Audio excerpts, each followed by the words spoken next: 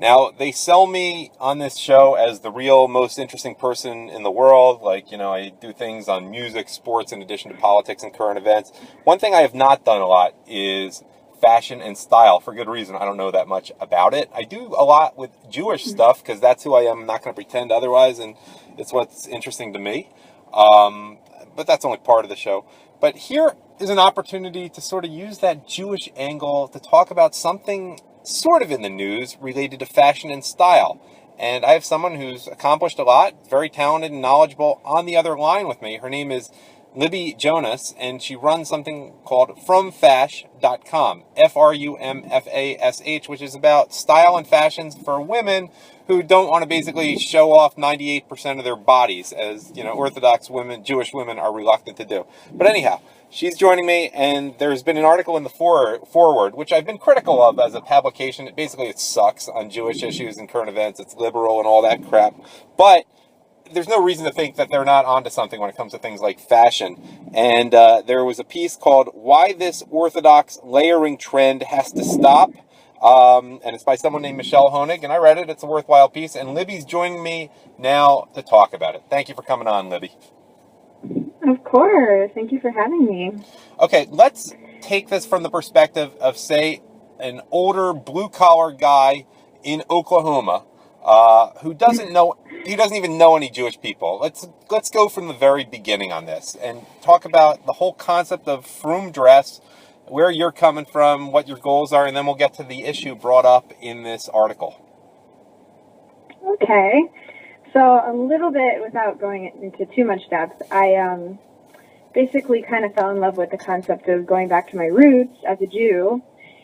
And I, discovered Orthodox Judaism, and this kind of all happened in a place where there wasn't really a community, so I didn't really see firsthand how women really dressed, besides maybe like the hierarchy of the organization I was a part of. Where were you living at the time? Rabbi's wife. That was in Tallahassee. Oh, you grew up in Tallahassee, or you were living there? I didn't. I was just in college. Okay, got it. Florida State, so I was in college, yeah. So eventually I moved down to South Florida, and I was kind of exposed to more of a Jewish community, and I did see firsthand what this woman who wrote this article is talking about, which is the concept of a shell, which is basically wearing whatever you want, from tube tops to tank tops to low cut, dresses, and wearing a shirt underneath the dress. So they feel like, oh, I can wear anything. But the thing is that what she says in the article is it ends up cheapening it. In my opinion, as I consider myself somewhat of an artist or a visual artist, I don't know. So I basically thought, this doesn't look good, it's not visually appealing, and it's not something that people want to look at. But it's basically cheap. Let me just refresh people. Orthodox women really don't show off much of their bodies. You can see the shape of the woman pretty well. You can wear something pretty much skin tight, but just the skin has to be covered, which is a little bit of a contradiction, but that's sort of the thing, and it's become more of an issue in recent years. I think I'm on firm ground there, right, Libby? Yes. So women can there's different levels of how women dress, right. And within like some women are much more modest. They only wear loose clothes. Mm-hmm. But yeah, some women do kind of push the envelope and wear things that are skin tight. So anyway, going back to, I lived in Miami Beach, I saw these women, the way that they dressed, and I felt like, coming from a place where I felt that Orthodox Judaism had a lot to offer in the way of Jews going back to their roots, which I see happening so much now, which is awesome. I felt that some of the fashion statements that women were making within these communities just were turning women away from joining that culture, because it's just so, I don't want to say it's hideous, but sometimes it can be, without being too politically incorrect. Right. So I kind of had this idea that I was toying with for a while to either open a store or do something. I really didn't know how to go about it. Mm-hmm. So I kind of just created sort of a movement that inspired people to be fashionable within these confines of dressing modestly. Mm-hmm. Yeah, So with it that, it makes sense. I mean, there's also an element of age appropriateness and what's appropriate for one's body, which going outside the Jewish community, I think, is lost on a lot of women and probably men in this country. I mean, you see a lot of overweight 58-year-old guys dressing like they're 14, and you can certainly probably say the same for women. And I mean, I just want to add that in there. And by the way, in the YouTube version of this, you will see that I'm putting a lot of the images Libby has given me in here, so you can look at this. If you're listening on SoundCloud or, on the app, you're not going to be able to look at that. This is one you definitely want to go onto YouTube to see the version of, because eventually I will add those pictures later today. Sorry, I had to put that in there. Okay, so you're not even that observant. It was just sort of a niche. You were exposed to it. It was a niche that you think was not being fulfilled. And so you said it can be a lot more fashionable than what you're seeing. So I wouldn't say that I'm not observant. Oh, okay. I don't know you that definitely well. Practice. Okay. I practice what I preach. I Right. do, and I actually lately have been trying to make a huge effort to do that, because I do believe in what I do, and I kind of have been like eating, breathing, and sleeping from fash, because I do want to spread the message, and I do want, to spread this beautiful concept with people, which goes deeper than just fashion and beauty. I do believe in the concept of, art drawing people into something deeper. It's not just a means to an end. I really truly believe that. So if you're you could call it an influencer or someone who's in the spotlight, I do believe that you should have a deeper message to spread. It shouldn't just be leading to a black hole or leading to, something empty. So yeah, you know what? Let me ask you, first of all, I stand corrected on that. Another thing is, can you explain the whole concept of women dressing modestly? A lot of people may assume it's like Islam, where it's like just one step toward putting on a whole veil and covering the whole thing in because men can't control themselves. And I know very well it's a lot more than that. Maybe you could just explain a little bit about what the philosophy is behind it. So there is definitely an element of controlling men a little bit. I mean, being a feminist, I do see the difference between men and women in that sense. I think that there is a sense of fashion appealing to a primal place in a man's body. And I do like the idea of using beauty to channel something good, like I was saying before. But, I don't like the idea of men looking at women and it creating a sense of misogyny or even worse within a man, because he sees what he wants and I like the idea of men viewing women as something valuable and regal, maybe even a little bit, Great choice of word. Yeah, so it's a dignity thing almost, sort of, in a way that you may appeal to men's sexual nature. Believe me, I spend a lot of time on the beach. By being in a bathing suit or wearing almost nothing, but I guess it's a respect versus stimulation thing as well. Yeah, and I mean, maybe this comes from personal experience, but I do believe that there is danger in appealing to a man's primal being. I think that can lead to not great things, let's just say. Yeah. I don't want to go too much in depth. Right. No, I think people understand what you're talking about there. Okay, so let's get to the article in the foreword by someone, Michelle Honig, I think it was.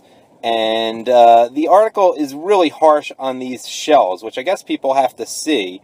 And what I found interesting was how it originated with a Turkish company, of all places, that was not known for particularly modest dress. And, I guess they've only been a big thing in the last 10 years or so. Do I have that correct? Yeah, obviously the woman who wrote this article is probably somewhat of a creative, and as a creative myself, I can understand why she would come at it from this sort of angry, critical approach, because it's sort of anti-creative to just throw, as a woman who says, I want to be modest, and I want to be, I want to present myself like Kate Middleton, like I want to be beautiful, but, treasured and honored as a woman. It's sort of lazy and uncreative to just take any old, dress that normally you would, show your cleavage or, Mm-hmm. show your back or show your legs, and just put this sort of skin tight, often skin colored, which I think is insane, shirt underneath that dress, and create, this aesthetic that is just not working for anybody, in my opinion, as well. I'm totally on board with her.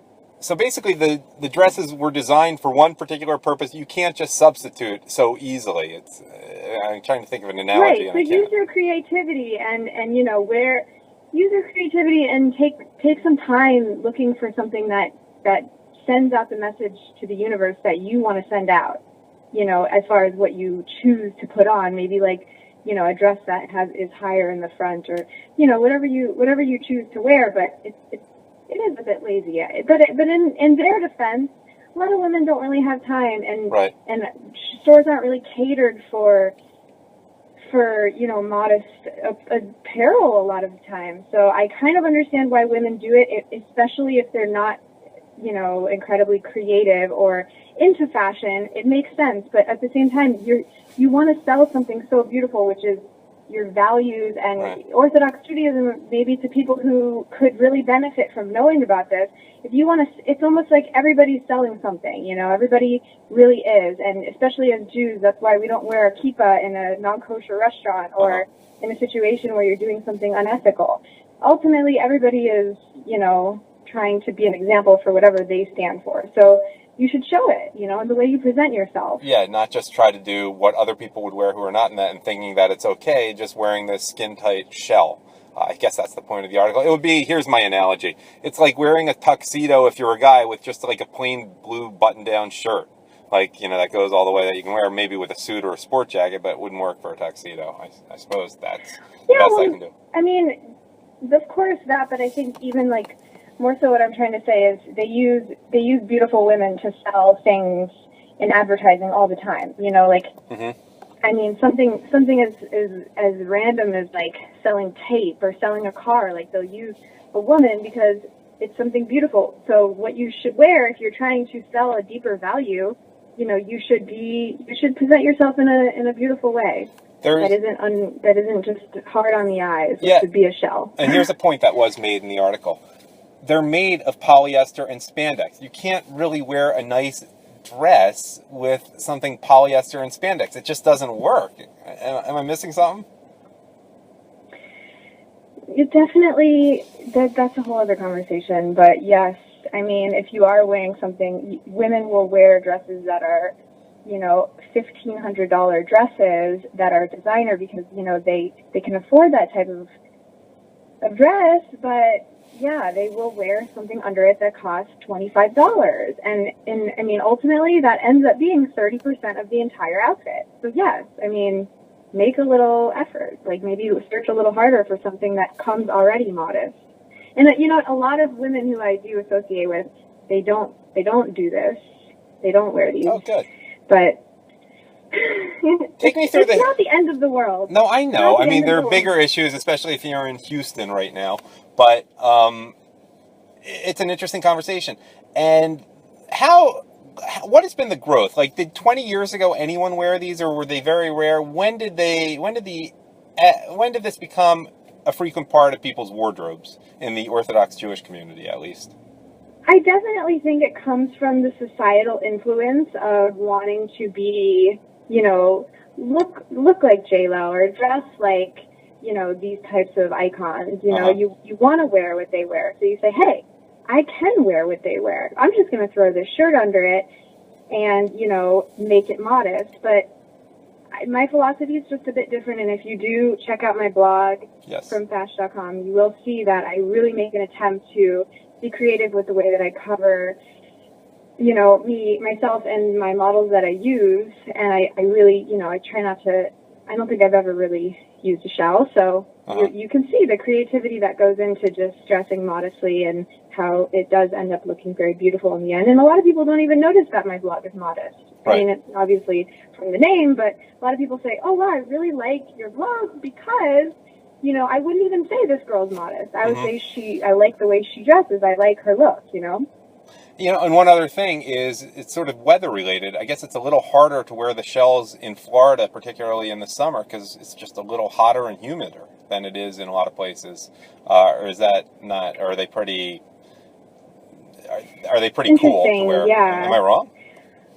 No, it's definitely interesting that you say that, because since I relocated here from LA, I do see a lot of women kind of slacking off as far as how modest they actually dress, even in Orthodox circles, because it is so hot, and not only hot, it's humid. Oh, and especially. You just end up being sweaty and hot, and so there are people who are kind of straying away, but, I think that it's just, you just have to stay true to your values and what you believe. Yeah, but I'm saying what might work in New York in the fall or the spring just wouldn't necessarily work in Miami in the middle of summer. I mean, you might want to go with something looser fitting, I would imagine, that time of year. Okay, so say people are convinced and are really wowed by what you've had to say, and they're saying, I want to learn more about how to dress a little more modestly, a little more dignified, I guess some would say. Can you give them a little advice, and also how to follow you and get in touch with you as we wind down? Sure, how to dress more modestly. I like the idea of it coming from definitely a mindset. So I like that you say, women, if it resonates with you, that's awesome. I'm actually about to launch something that's going to make it easier for women to dress more modestly and, have more access to what I'm doing, which we can talk about maybe next time. But, there's ways you can wear longer skirts, or wear skirts in general if you don't wear skirts, and just be conscious of, saving your goodies, if you will, for, not for everybody. It doesn't need to be for everybody. Focusing on your inner beauty as opposed to your outer beauty every once in a while or all the time, depending on your level. So Great point. And from Fash, you can go to the website, or you can go, I have an Instagram account that I update pretty often, so it would be the same thing from Fash, just from Fash on Instagram. I'm not really so much on any other platforms at the moment. Well, you need those pictures for what you do. Twitter you can put pictures on, but Instagram's probably better for the kind of thing you do. Okay, Libby Jonas, thank you for joining me today.